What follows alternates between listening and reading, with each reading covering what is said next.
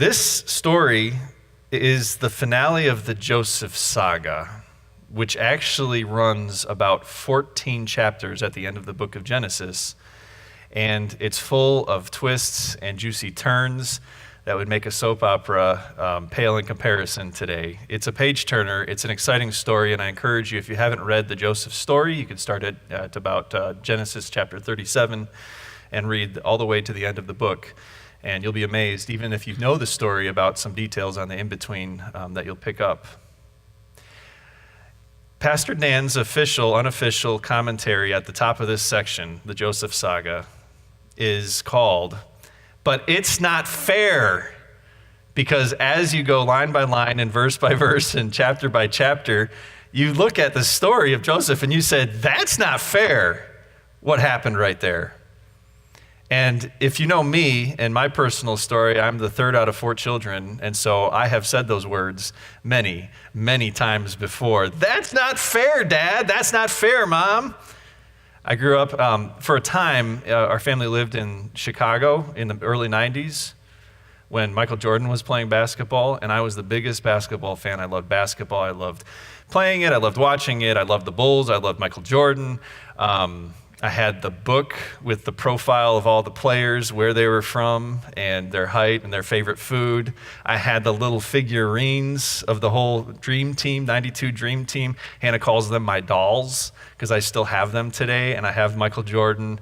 And so when my dad got tickets from his friend, the only time that he'd ever gotten tickets to the United Center to watch Michael Jordan play, you know who they chose to go? My parents? My brother Jeremy, my older brother Jeremy. And I stomped my little foot in silence in my heart and I said, what? That's not fair. I'm the basketball fan. And later in life, things aren't fair, and maybe you know that as a child, maybe you know that as an adult too. I got in trouble in high school. I did. Don't believe it or not, pastor get in trouble too. Caused trouble in high school with a group of friends. My conscience was bugging me so much that I fessed up to it, and I confessed to it, along with a couple other of us. Who got into trouble? Who got disciplined? The ones who fessed up. And later on, because we didn't want to be tattletales and throw our friends under the bus, we didn't give them their names. But when we laughed about it later with those friends and they snickered, we just rolled our eyes and said, what? That's not fair. We have a sense of fairness, each and every one of us. And you can think of a story in your life, maybe presently, maybe in the past, where you weren't treated fairly. And it never came out that it was made even in the end. That's Joseph's life from start to finish. And you're going to see how his life was not fair from start to finish tonight.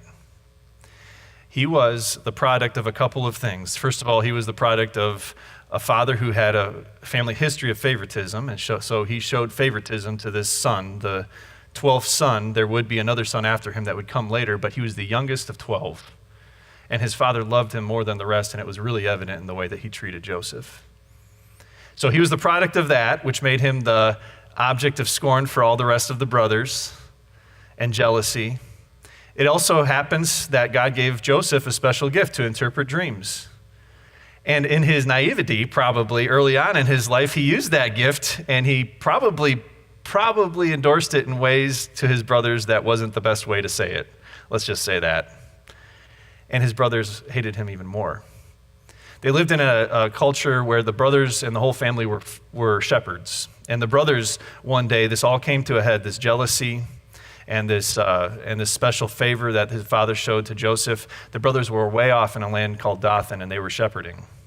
And their father sent Joseph to see after them, the youngest, and Joseph goes and he finds them. As Joseph is approaching, the brothers say to one another, here comes the dreamer. You know, he'd always talk about his dreams. Here comes the special one. Here comes daddy's favorite. And they said, and look what he's wearing. He's wearing designer clothes, custom fit just for him, something special that dad bought for him. And dad never even so less as took us to Payless for sandals or the clearance rack at Walmart for a shirt or for a tunic. And yet here he comes with this awesome wardrobe that he's wearing. And what do? It escalates very quickly, and their talk from jealousy turns into a hatred that that turns into talk about killing him. They take him violently, and they're about to kill him. Cooler heads prevail, and instead of killing him, they take his jacket off and they throw him into a pit, and they wait, and they wonder what they will do until a caravan comes by. That's slave traders of the day, and they sell their brother to the slave traders like livestock.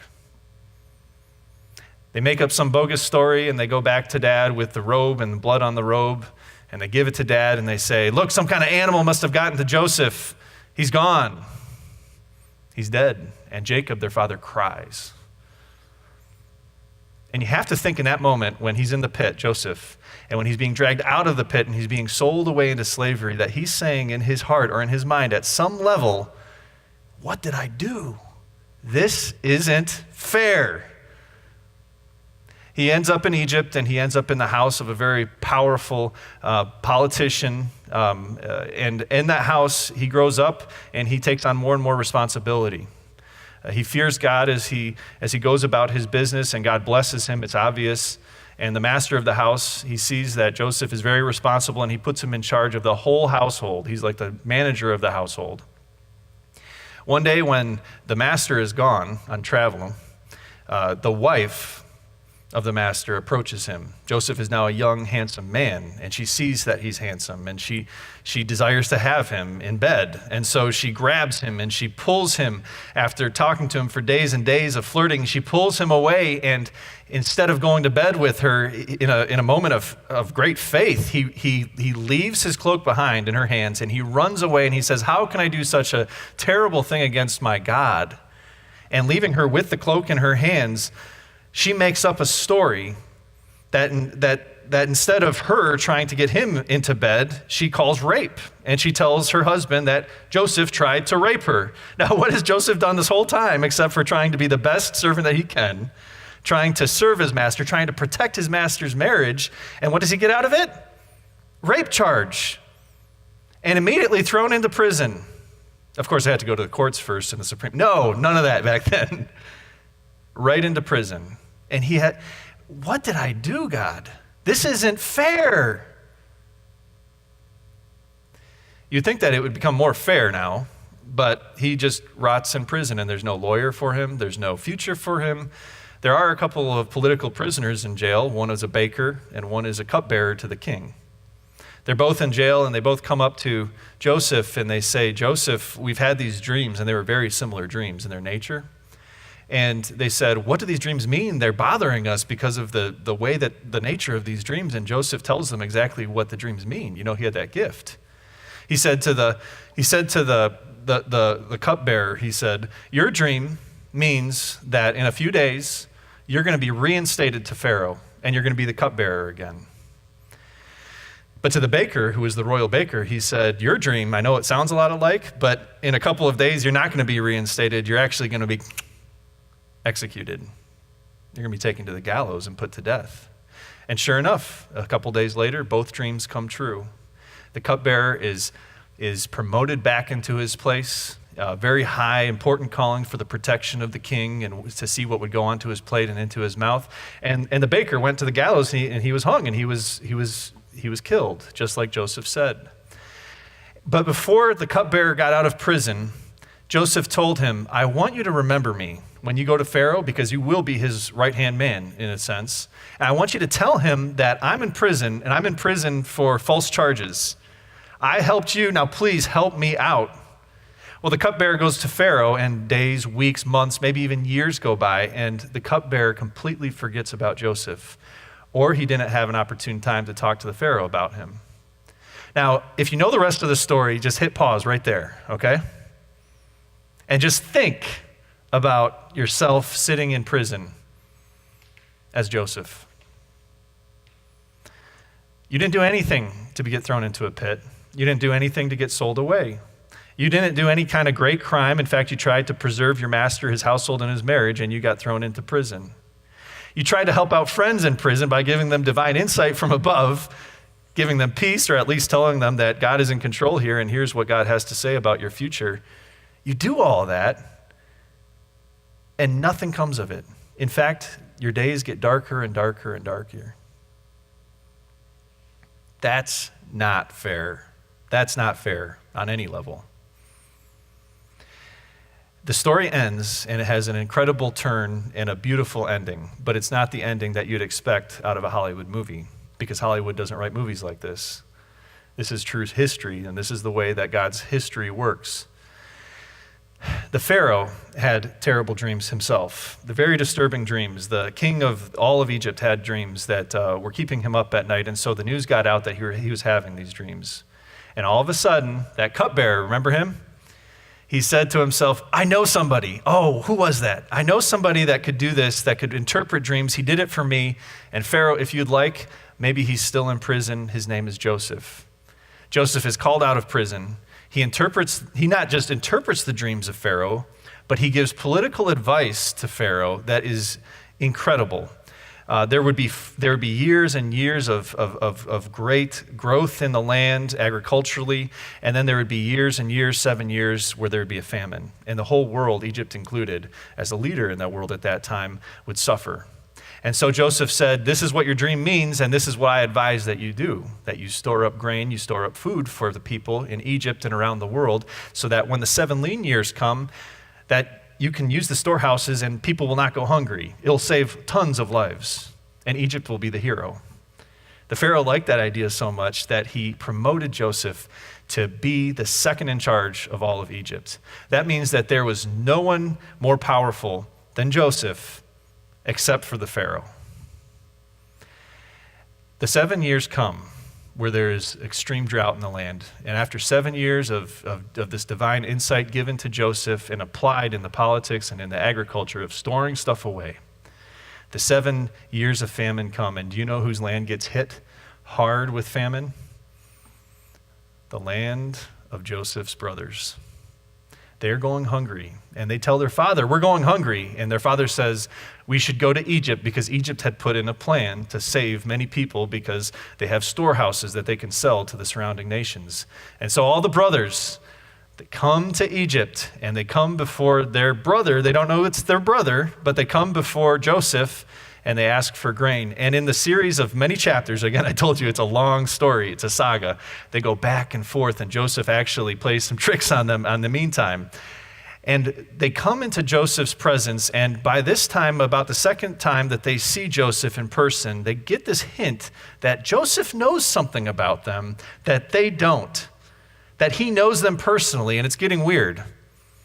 Joseph brings them close, and he says to them, you know how I know those things about you that you wouldn't expect a king to know?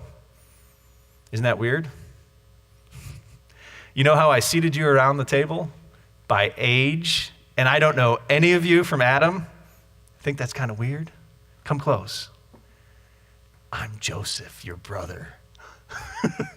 And I would love to pay to be a fly on the wall to see the look on their faces. They had to think, the sharp ones of them, okay, which way to the gallows from here? But in a shock to the reader and to those brothers, Joseph doesn't say, off with their heads. He says something completely opposite. And this changes the whole story. This tells you that this story is not a story that comes from a human perspective, because the human perspective would say, that's not fair.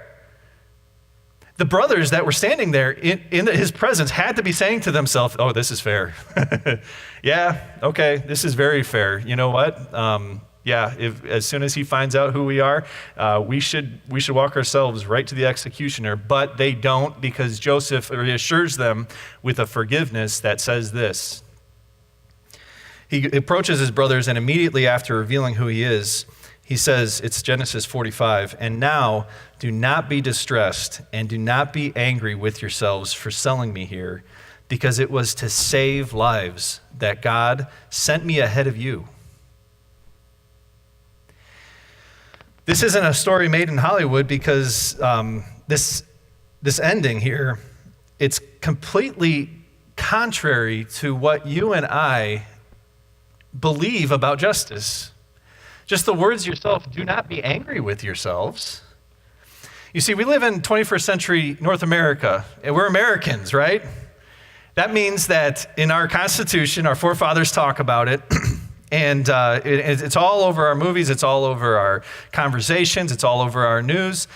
If you infringe on my right, if you take my individuality and you mess with it in any way, that is almost the greatest crime there is.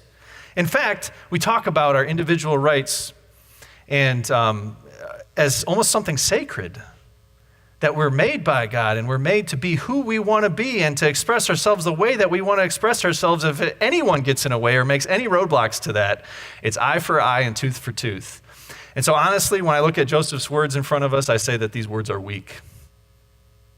That this man has to be some kind of pathetic loser that's pandering to his brothers. That's the way that you might look at this. When you look at those words, don't be angry with yourself. This was for the good. This is some kind of, we'd say this is some kind of like Pollyanna, kind of attitude that he's having towards them. And the brothers are suspicious of this too. You might not catch this if you've read this story before, but this is the first time that he assures them of forgiveness. The brothers in their heart of hearts, we learn later on, they believe the words, and you know what? After this, Joseph takes his whole family, moves them to Egypt, takes care of them, and takes care of dad, Jacob, in his old age. And he meets his little brother Benjamin, and he must get to know the family at some level there. But even after all of this, and in those years and the in-between, in the back of their minds, they might be thinking, that he can't really mean that. And when Jacob passes away, the old man, they actually are more fearful than ever. Do you know why? Because they're thinking to themselves, our fathers passed away, and Joseph was doing this all as a farce. He brought us into this land, and he was trying to please dad and look good in front of him about his God and forgiveness and all that stuff. And they're shaking in their boots when they come to Joseph again, many years after this, which is our sermon text. And it says there, when Joseph's brothers saw that their father was dead, they said, what if Joseph holds a grudge against us and pays us back for all the wrongs we did to him? Do you see that? The idea of justice is still in the back of their mind. They know that this is not right, and they're still holding on to this thing like this can't be right. Forgiveness can't be extended our far. We've done too much. It's been too unjust. It's almost the conscience inside of them that's eating them up. So they sent word to Joseph saying, your father left these instructions before he died. This is what you are to say to Joseph. I ask you to forgive your brothers the sins and the wrongs they committed in treating you so badly. Now please forgive the sins of the servants of the God of your father. When their message came to him, Joseph wept. Joseph, who had extended grace to his brothers and who had told them to their face that he forgave them and that God meant this for good, couldn't believe that they hadn't heard that message in their heart and believed it. And so he wept that his forgiveness that he extended was so unbelievable. His brothers then came and threw themselves down before him. We are your slaves, they said, and they should be calling him their master, and they should be the slaves. But here's what Joseph says. Don't be afraid. Am I in the place of God? You intended to harm me, but God intended it for good to accomplish what is now being done, the saving of many lives. So then, don't be afraid. I will provide for you and your children. And he reassured them and spoke kindly to them. The Bible would not argue that forgiving somebody that has done you wrong is something weak. In fact, Joseph is forgiving from a place of power. Because the only ones that had done anything against him were standing in front of him. And he held all of the leverage. He not only had all of the crimes stacked up that were done against him, and they were literally his brothers standing in front of him, he had all the power to not forgive them. Not only that, but he had all the power of the government behind him to do whatever he wanted to them. And yet, real forgiveness, divine forgiveness, is actually not something that's weak, and it's not something that infringes on your rights as the forgiver. But it actually comes from a position of being able to forgive or not forgive. Jesus entered into our world with the ultimate power play. He's God. It wasn't fair that he wasn't born as a king or a pharaoh or the second in command to Pharaoh. He was born among livestock, treated like livestock from birth. He didn't have all of the things that a king would have, but in fact, God himself emptied himself of everything. That's not fair. He loved people who were sinners, and the worst of the sinners, the most notorious sinners, he actually said, "You're the ones that I have forgiven." That's not fair. And people his day would see that, and they'd point it out and say, "That's not fair. What are you doing forgiving sinners?" But he did it from a position of power because he's God. Do you see how unfair forgiveness really is? He healed people.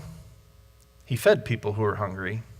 And he treated people with respect. Even women and women who were minority cultures of that day that normally didn't speak to men, he spoke to, and he offered forgiveness and life. And yet, at the end of his life, he wasn't treated as somebody who loved unconditionally. He was treated as someone like a person who sold his brother and threw him in a pit. He was treated like a criminal at the end of his life, and he was put on a cross. He was the one that said, "I want to go to the gallows. Where are the gallows? I want to go there, and I want to go first because I love you." That's not fair. And when he hung on the cross, and in Corinthians it says, God made him who had no sin to be sin for us so that we might become the righteousness of God. My friends, that's not fair. So, you have his love in your life. And it's not a fair love. It's a love that completely is giving from a position of power where God laid down his life for you. In your interactions and in your life, are you saying the same thing that Joseph said to his brothers? You say it with me, it's up on the screen. God meant it for good. When your brother gets to go to the Bulls game and you don't get to, I could say it's not fair, or I could say God meant it for good. If I'm bullied in school and I'm treated unfairly and unjustly, and it's eating me up inside, and I'm thinking about those feelings, and they aren't good feelings, and why did I deserve that? I could think that's not fair, or I could believe in God and say, God meant it for good. When I'm cheated, did you hear that reading from Corinthians earlier? When I'm cheated, when I'm wronged, when things haven't gone my way, and I haven't gotten my way 100 times in a row, and I'm sitting there like Joseph in prison, 2 weeks before I learn that I'm going to be released from prison, 2 weeks before I know I think I'm just rotting in prison, if my life is in that season right now, and I say it's unfair, I've forgotten something. I've forgotten that God is with me, and what? God meant it for good. For the times that somebody says something to me in church that is off-putting or something that didn't hit me the right way, God meant it for good. You might say to yourself, objection, I know that Joseph, he had some rough times in his life, but he had to know what was coming. Well, no, he didn't.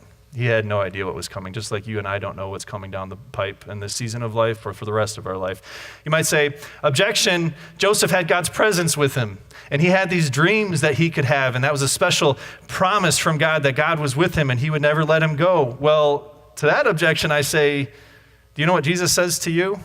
Before he ascended into heaven and he was talking to his disciples, he said, go and baptize and teach, and surely I am what? I am with you always, even to the very end of the age. That means forever. I'm not going to leave you.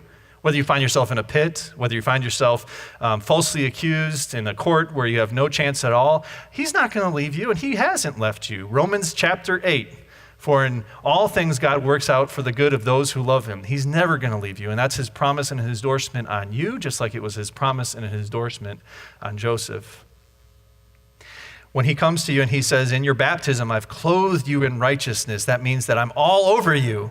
You have more promises from God, maybe even than Joseph had, that his presence is with you, and that's through the work of the Holy Spirit in your baptism. When you come to the Lord's Supper and he says, I'm right here in my body and in my blood for the forgiveness of sins, he says to you, Do not be afraid, just like Joseph said to his brothers. Whatever it is that you're going through in your life and whatever you've been through, it's not fair. It's God means this for good. Because that cross wasn't fair. So in closing, remember this truth. When God puts the things into your life that you feel are unfair, run back to that passage. For in all things God works out for the good. Run back to the promises of God in your baptism. Run back to the promises of God that his presence is with you and will never leave you.